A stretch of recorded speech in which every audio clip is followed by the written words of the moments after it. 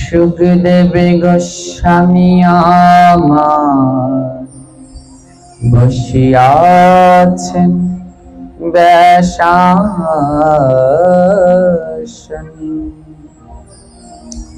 শ্রোতাসনে বসিয়াছেন কত জ্ঞানী গুণী, ৬০,০০০ বসিয়াছে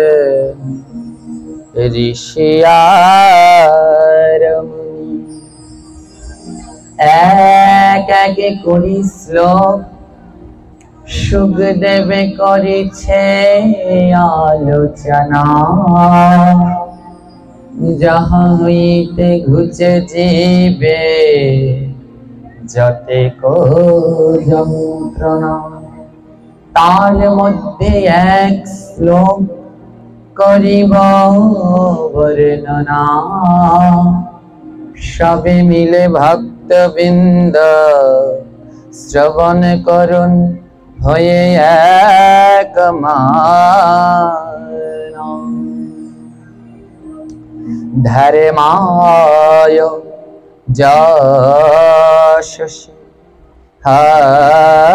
অর্থয়ং কামায় সজনায় চ পঞ্চধা বিভজনাৎ মিহামূত্র চ মোদতে। এটি শ্রীমদ্ ভাগবতমের ৮ম স্কন্ধের ১৯ অধ্যায়ের ৩৭ নম্বর শ্লোক। এইখানে শ্রী গুরুদেব তার শিষ্যকে উপদেশ প্রদান করছেন। গুরু শুক্রাচার্য রাজা বলিকে উপদেশ দিচ্ছে। মহারাজ বলির কথা আপনারা সবাই শুনেছেন। আমাদের দ্বাদশ মহাজনের একজন মহাজন হচ্ছেন মহারাজ বলি। স্বয়ম্ভু নারদ শম্ভু কুমার কপিলমাল প্রহ্লাদ জানক ভীষ্ম বলির্বৈয়া সখী ময়া। দ্বাদশ মহাজন তার ভিতরে একজন বলি। এই বলি হচ্ছে প্রহ্লাদের নাতি। আপনারা প্রহ্লাদের কথা শুনেছেন, ভক্ত প্রহ্লাদ। এই প্রহ্লাদের নাতি হচ্ছে বলি। আমার যার দাদু এমন পরম ভক্ত, তাহলে নাতি কি আর অভক্ত হয়? সেও হয়েছে পরম ভক্ত। আজ বলিরে ছলিতে প্রভু হইলা বামন। বলিকে ছলনা করবার জন্য ভগবান ধরেছে বামন রূপ। কারণ বলি এত কোনোদিন অন্যায় করেনি। তিনি সৎভাবেই উপার্জন করেছেন সবকিছু। তো বলি এমন এক যজ্ঞ করছে যাতে যে যা চাইবে তাকে তাই দেবে। যদি সেই যজ্ঞ পরিপূর্ণ হয়ে যায়, বলি হয়ে যাবে অমর। তখন কি করলো? তার সেই যজ্ঞ যেন পূর্ণ না হয়, তার জন্য স্বয়ং ভগবান ছলনা করলেন, ধরলেন বামন রূপ। ভগবান বামন রূপে আসলেন বলির সাথে ছলনা করবার জন্য। ছোট্ট বামন, আহা কি অপূর্ব সুন্দর! আজ ভগবান বামন রূপে আসছে। মৃদু মৃদু হাস্যরত চরণ চপল যত চয়নার নূপুর শত মৃদুমল্ল পল্লব পদতল পঙ্কজ রত্নকারে ঝলমল গলদেশে বনমালা সদা করে উজ্জ্বল চিরে ছত্র ধর তার কমণ্ডল বিহার মনভীত পাবন বামনায় নমো নমঃ। আজ অতীব সুন্দর বামন, বামন দেব এসেছেন। ছোট্ট বালক, বামন বোঝেন তো, এই যে যারা খাটো হয় দেখতে, তো এত সুন্দর দেখতে। তার চরণ দুটো পদ পঙ্কজ, পঙ্কজ মানে পদ্ম, তার পা দুটো যেন একেবারে এই কিছুক্ষণ আগে ফুটেছে পদ্ম ফুল। এই বলি মহারাজের বোন, নাম হচ্ছে তার রত্নমালা। রত্নমালা বামন দেবের এই রূপ দেখে মনে মনে বলছে, আহা, যদি আমার এইরকম একটা ছোট্ট ছেলে হতো, আমি প্রাণ ভরে ওকে স্তন পান করাতাম, আমার দুগ্ধ পান করাতাম। ভগবান ভক্তের ইচ্ছা পূর্ণ করেন। যেই বলির বোন রত্নমালা মনে মনে এই কথা বলেছেন, ভগবান বলছে তোমার ইচ্ছা পূর্ণ হবে, তবে এই যুগে নয়, দাপর যুগে। যখন বলির সাথে ছলনা করলেন, ওই রত্নমালা কিছুক্ষণ আগে বলছে যদি এরকম সন্তান থাকতো স্তনপান করাতাম। ওই রত্নমালা কিছুক্ষণ পরে আবার যখন তার ভাইয়ের সাথে ছলনা করছে, তখন আবার বলছে যদি এরকম সন্তান আমার হতো, দুধের সাথে বিষ খাইয়ে মেরে ফেলতাম। আমার ভগবান কেমন ভক্তবাঞ্ছা কল্পতরু দেখুন। একবার ভক্ত বলে যদি পেতাম আদর করে স্তনপান করাতাম, আবার ভক্ত বলে যদি পেতাম দুধের সাথে বিষ মিশিয়ে দিয়ে মেরে ফেলতাম। ভগবান বলছে যাও, তোমার দুটো ইচ্ছাই পূর্ণ হবে। এই রত্নমালা দাপর যুগে হয়েছিলেন পুতনা রাক্ষসী, আর ভগবানকে নিয়ে করিয়েছিলেন স্তনপান। যাও, গোবিন্দ বলছে বামন অবতারে মনে সাধ জেগেছিল স্তনপান করাবে, তাই এবার করাও, আমি কৃষ্ণ হয়ে ধরা দিলাম। আবার দ্বিতীয়বার বলেছে যে দুধের সাথে বিষ মিশিয়ে মেরে ফেলবে, তাই তোমার দুধের মধ্যে বিষ মিশিয়ে দিলাম। নাও পুতনা মা, তুমি যদি পারো আমায় মারো। ওমা ভগবান এখানে শিক্ষা দিয়েছে, তোমরা আমার কাছে আসো, আমায় ভালোবেসে আসো, আর আমায় ক্ষতি করবার জন্য আসো, শুধু একবার আসো।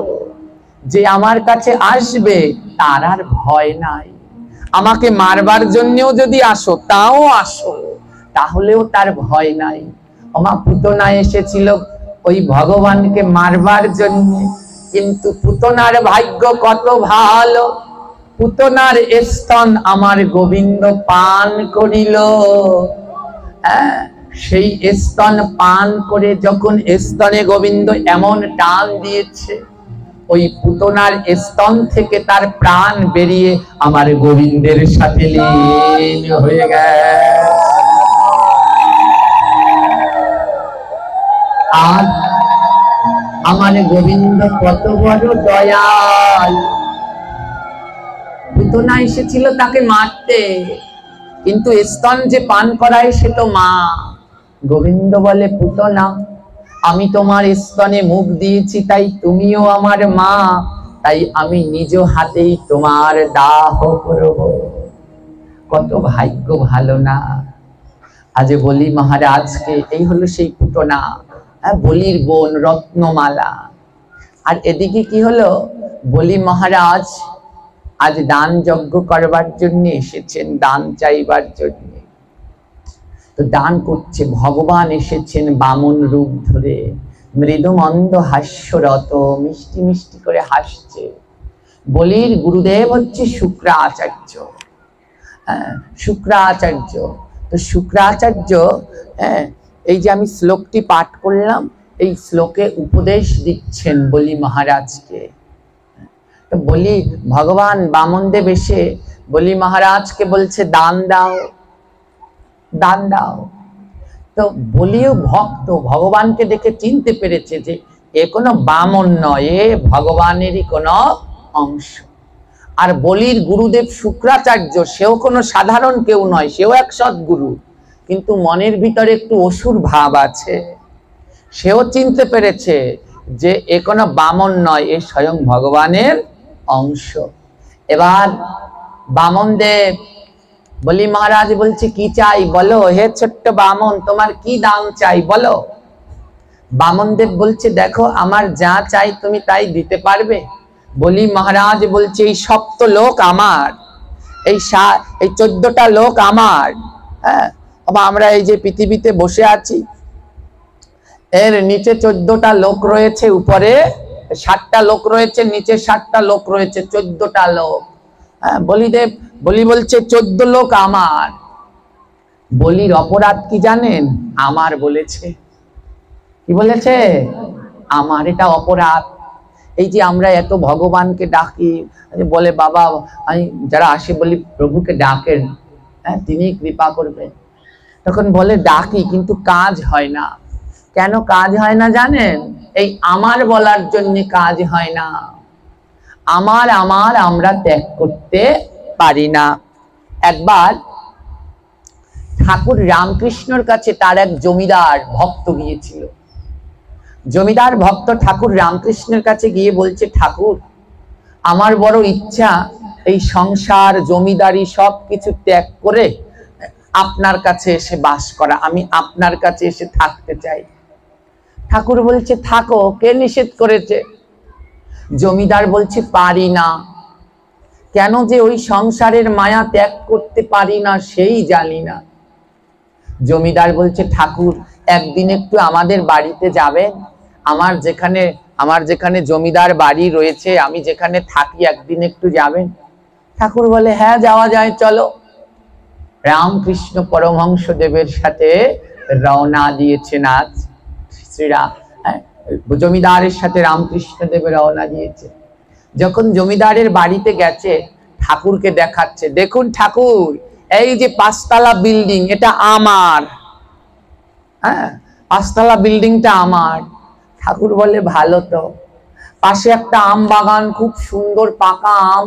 বলছে, এই যে বড় আম বাগান, এটা আমার। বলে, ভালো। এই যে দেখুন, এই জোড়া পুকুর, এর ভিতরে আমি বড় বড় কাতলা মাছের চাষ করি, এই পুকুর আমার। ঠাকুর বলে, ভালো। হ্যাঁ, এবার ছেলে মেয়েদেরকে ডাক দিয়েছে, কোনোটা উকিল, কোনোটা ব্যারিস্টার, কোনোটা ডাক্তার। এই যে দেখেন আমার ছেলে, এগুলো এসব আমার ছেলে, এইসব বড় বড় ডাক্তার, হ্যাঁ জজ, ব্যারিস্টার, সব বড় বড় পোস্টে আছে। ঠাকুর বলছে, খুব ভালো। ঘরে নিয়ে গেছে ঠাকুরকে, ঠাকুর এই খাটটা বসেন, এটা খুব দামি খাট, হ্যাঁ চন্দন কাঠের খাট, বসুন বসুন, এ খাট আমার। সব ঘুরিয়ে ঘাড়িয়ে দেখে এবার ঠাকুর বলছে, এবার আমি যাই জমিদার। জমিদার বলছে, ঠাকুর আপনাকে আমি আমার বাড়িতে আনলাম, আমি কেন সংসার ছেড়ে যেতে পারছি না, এই সংসার কেন আমায় জড়িয়ে ধরে, আমি সেটা কেন ত্যাগ করতে পারছি না, সেটা জানবার জন্য, আর আপনি না বলেই চলে যাচ্ছেন। ঠাকুর বলছে, শোন বেটা, আটা বাদ দে, তাহলেই পারবি। খুব মন দিয়ে শুনুন, ঠাকুর বলছে, শোন বেটা, আটা বাদ দে, তাহলেই পারবি। জমিদার বলছে, কিছু বুঝতে পারলাম না। ঠাকুর বলছে, এই যে এতক্ষণ বললি ঘর আমার, পুকুর আমার, জায়গা আমার, ছেলে আমার, আমবাগান আমার, এই যে এতক্ষণ আমার আমার বললি, স্বরে আ ময়াকারে মা র, আমার, ওই আমার থেকে স্বরে আটা বাদ দিয়ে দে। ওমা, স্বরে আমার থেকে স্বরে আটা বাদ দিলে কি থাকে? হ্যাঁ, ঠাকুর তো মা কালীর ভক্ত ছিল, বলে এই জগতে তোর কিছু নাই, সব মায়ের, সব আমার প্রাণ গোবিন্দের, ওই আ বাদ দিয়ে দে, দেখবি তুই গোবিন্দের হয়ে যাবি।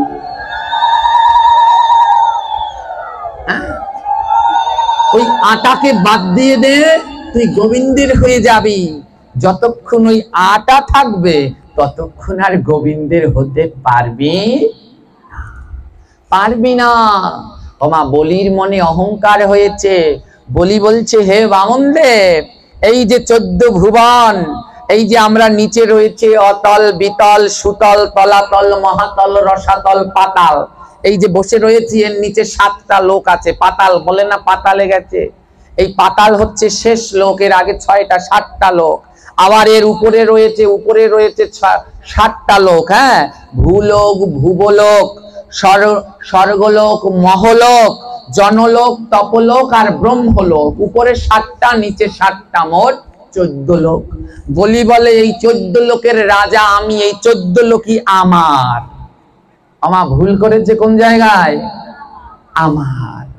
ওই আমার বলেছেই বড় ভুল করে ফেলেছো। বলি ভক্ত হয়েছো কিন্তু এখনো আমার ত্যাগ করতে পারোনি। আমার যদি ত্যাগ করতে না পারো তাহলে আর কিছু হবে না। আজ ভগবান বলছে বেশ বলি, তোমার এত জায়গা, উপরের 7 লোকও তোমার, নিচের 7 লোকও তোমার, তাহলে আমার এই যে ছোট্ট ছোট্ট পা, এই পা রাখার জন্য 3 পা রাখার জন্য একটু জায়গা দাও। কয়টা পা রাখার জায়গা চাইলো? আমার এই কথা আপনাদের সবার জানা, তাও বলছি 3টি পা রাখার জায়গা চাইলো।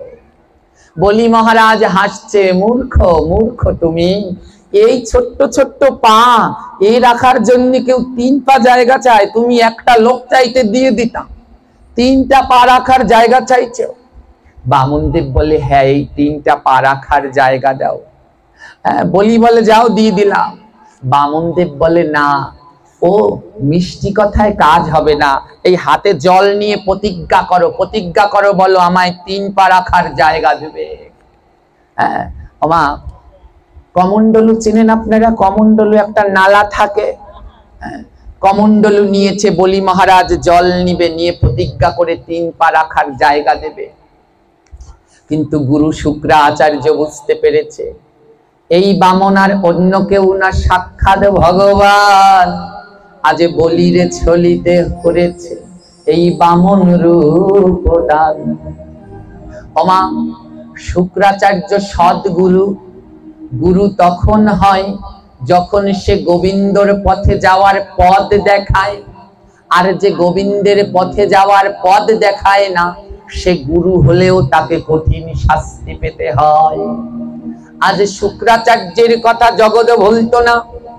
যদি শুক্রাচার্য বলি মহারাজকে গোবিন্দের চরণ চিনিয়ে দিত, কিন্তু শুক্রাচার্য তা না করে বলিকে বলছে, হে বলি তুমি বামনকে 3 পা রাখার জায়গা দিও না, এ সাক্ষাৎ ভগবান, এ তোমার সাথে ছলনা করবার জন্য এসেছে। বলি মহারাজের 2 নয়নে জল। বলি মহারাজ বলে, গুরুদেব আমার কত ভাগ্য ভালো, আজ আমার কাছে দান নেবার জন্য জগতের সব থেকে বড় ধনী আমার দরজায় দাঁড়ালো।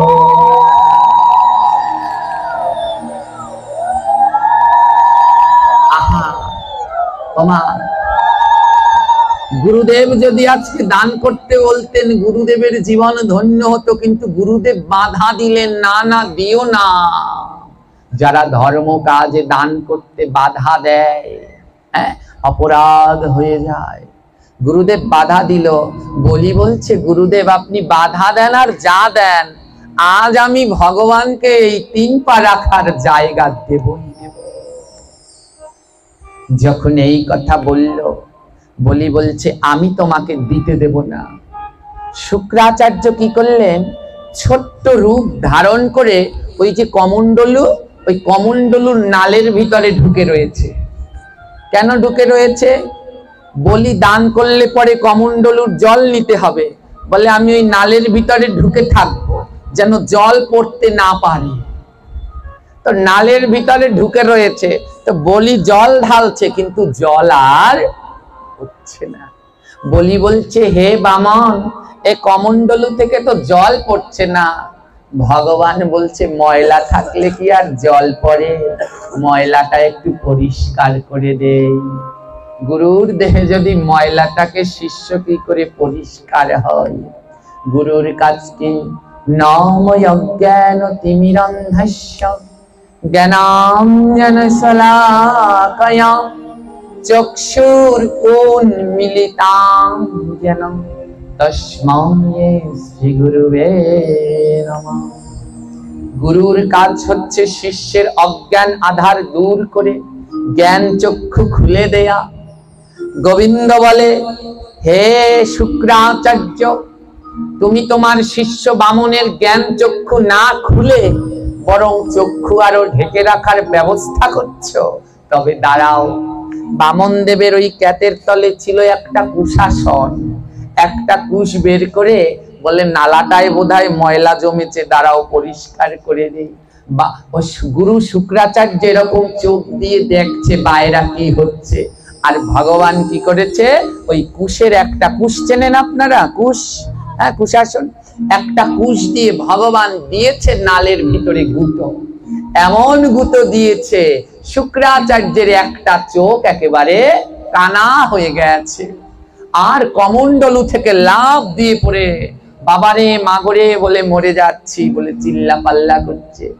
গোবিন্দ বলে, দেখো গুরু কেমন লাগে, তোমার কাজ শিষ্যর জ্ঞান চক্ষু খোলা, কিন্তু তা না করে তুমি শিষ্যকে আটকে রাখছো, তাই তোমার একটা চক্ষু আমি কানা করে দিলাম। তাই শুক্রাচার্যের একটা চক্ষু কানা, দেখেছেন?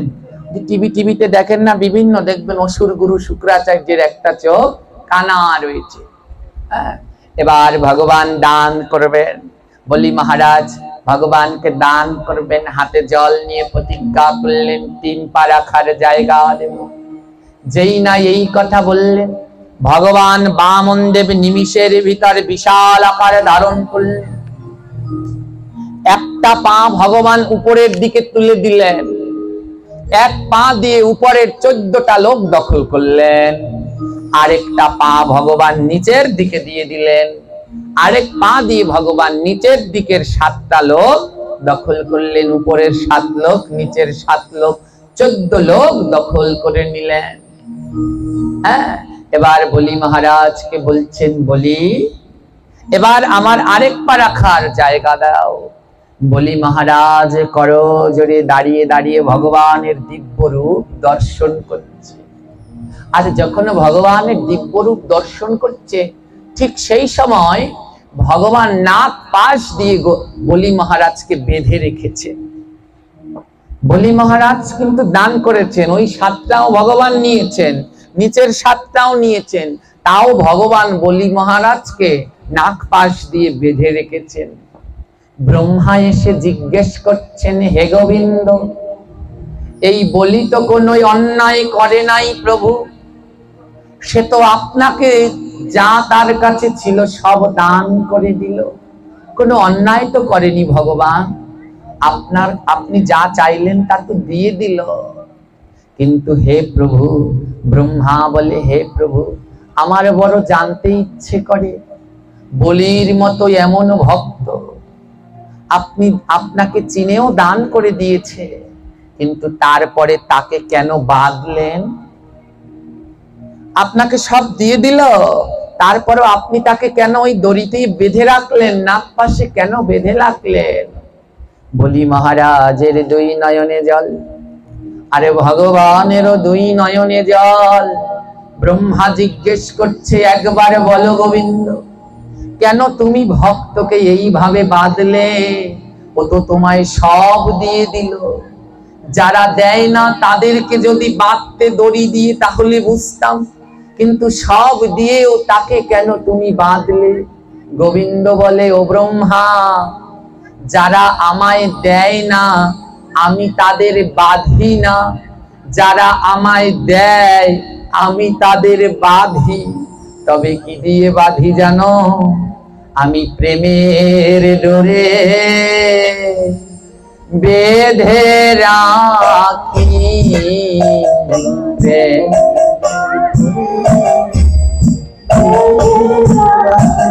তাদের প্রেমের ডোরে বেঁধে রাখি, প্রেমে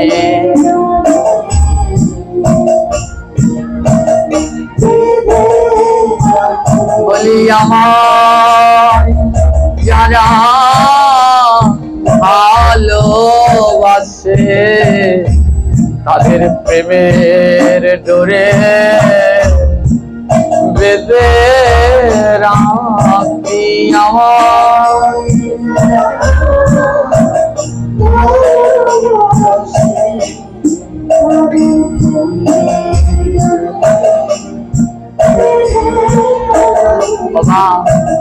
বাধা মানে বোঝেন, কাউকে যদি দড়ি দিয়ে বেঁধে রাখে তার আনন্দ হয় না কষ্ট হয়? কষ্ট হয়। যারা ভগবানকে ডাকে ভগবান তাদেরকে বাঁধে।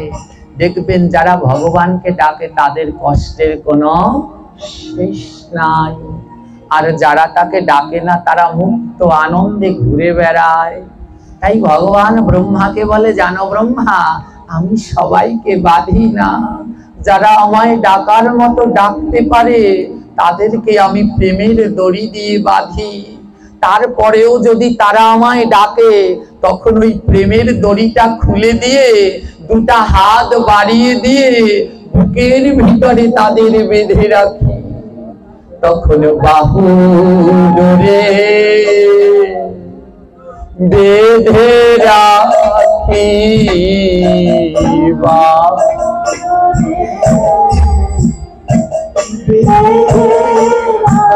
আমি বুকের মাঝে তাদের জড়িয়ে ধরে বাহু ডোরে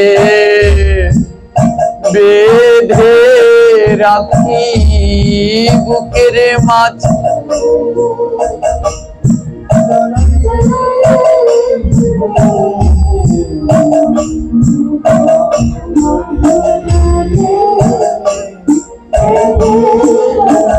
বলে আয় ভক্ত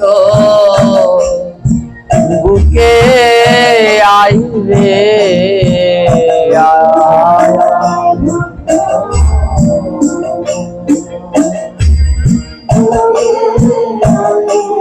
বলে আয় ভক্ত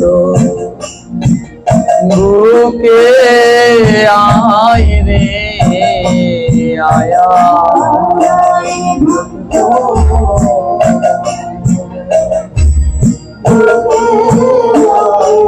একবার প্রেমের ডোরে লিঙ্গন করি, আয় ভক্ত বুকে আই রে, প্রেমে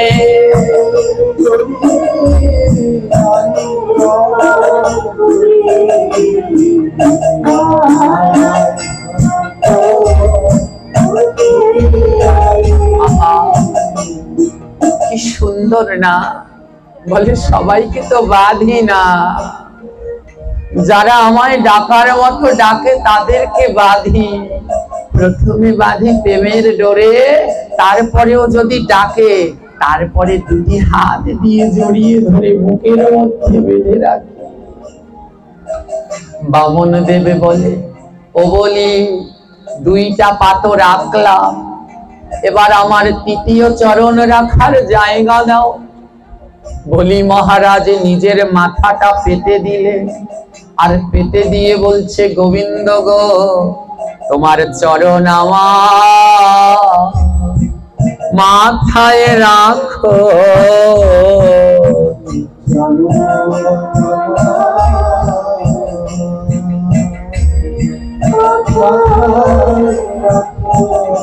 তোমার চরণ আমার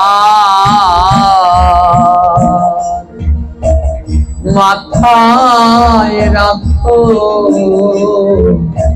চরণ। হরিবল হরিবল।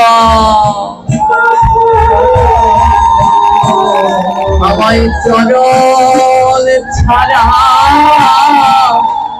করোনা কো চরণ আমার মাথায় রাখো, চরণ।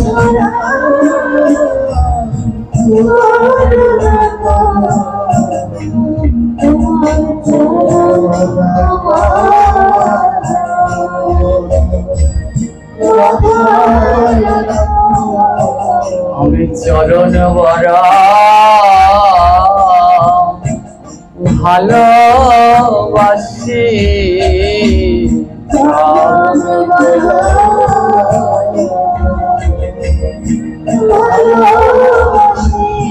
তোমার চরণ আমার মাথায় রাখো চরণ বলো আমি ভালোবাসি।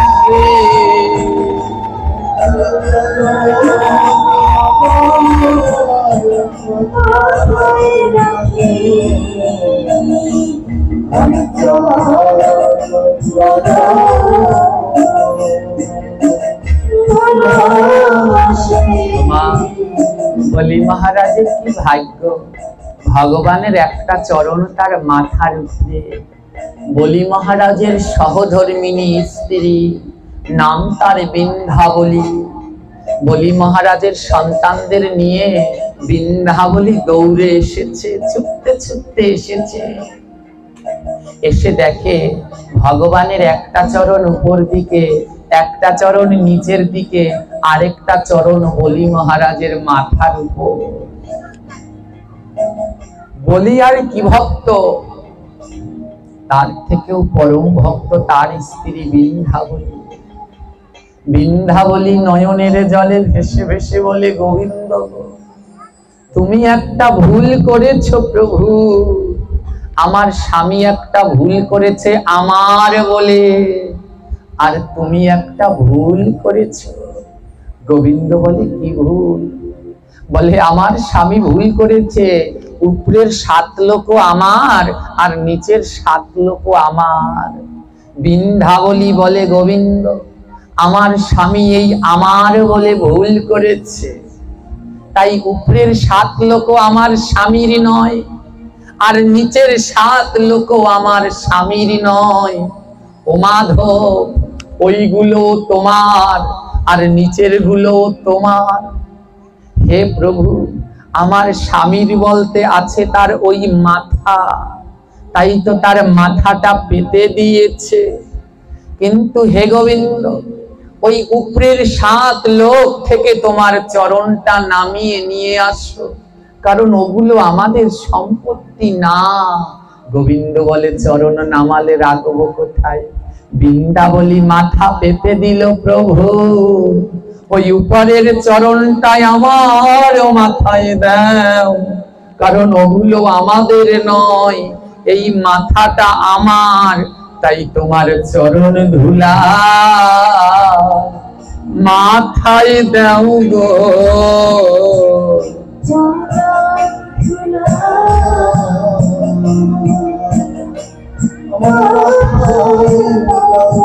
হবে আমার বলতে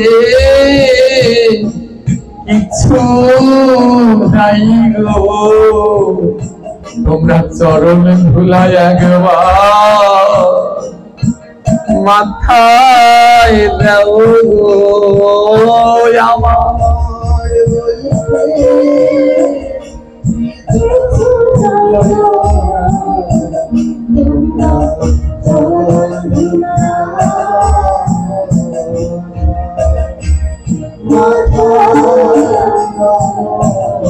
বৃন্দাবলী বলছে, গোবিন্দ উপরের 7 লোক আমাদের না, তুমি একটা চরণ ঠিক জায়গায় রেখেছো আমার স্বামীর মাথায়, ওই চরণ নামাও, নামিয়ে আমার মাথায় দাও। গোবিন্দ আমার ভক্তের ভক্তি দেখে নয়ন জলে ভাসে। গোবিন্দ বলে, বা বৃন্দাবলী, ওই চরণটা না হয় তোমার মাথায় দিলাম, কিন্তু আমার তো আরো একটা চরণ আছে, ওটা কোথায় রাখবো? বৃন্দাবলী বলে, গোবিন্দ আপনার ওই নিচের চরণটা আমার সন্তানদের মাথায় দিয়ে দিন। মাতা পিতা সন্তান আজ আপনার চরণ ধুলি পেয়ে চিরদিনের মতো তোমার দাস তুমি করে লাও গো দাস।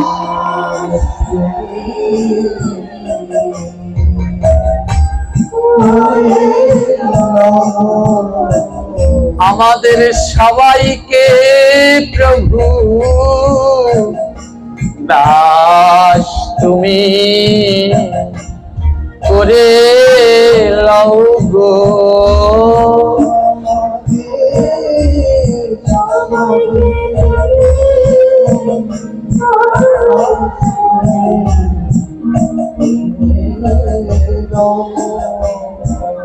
প্রভু, ওই তিনটা চরণের একটা আমার স্বামীর মাথায়, একটা আমার মাথায়, আরেকটা আমাদের সন্তানদের মাথায়।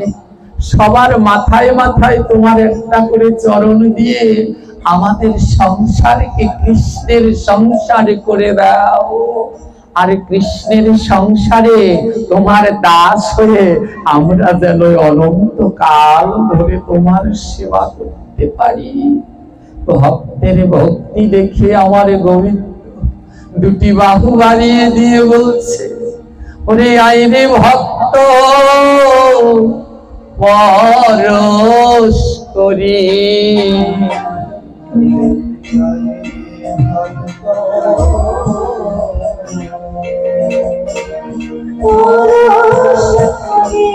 আমি ভক্ত পিপাসায় জ্বলে মরি,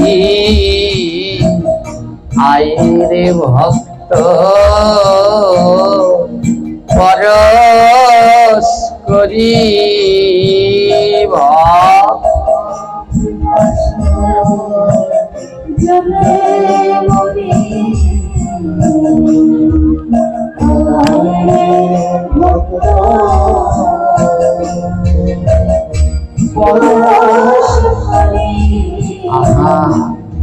ভগবান বলছে আয়, এমন ভক্ত তো আর দেখি নাই, নিজ মাতাও পেতে দিয়ে চরণ নেয়, তোদের পরশ করলে।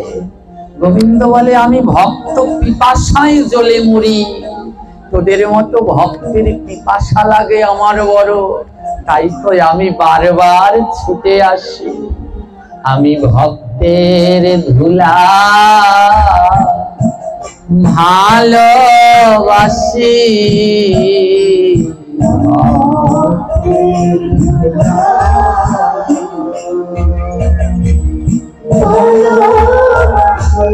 বলি তাই তো বারবার ছুটে আসি।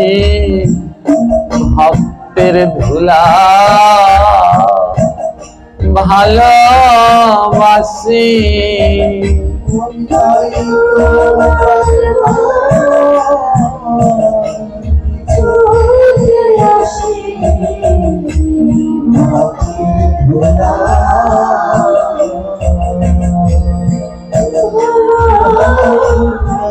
একবার নিতাই গৌর হরি বলি, ভক্তের ধুলা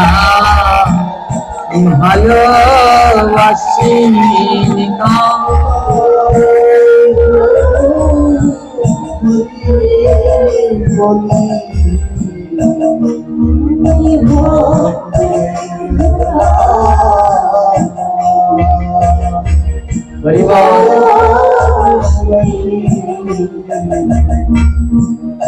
মা একে বলে ভক্ত।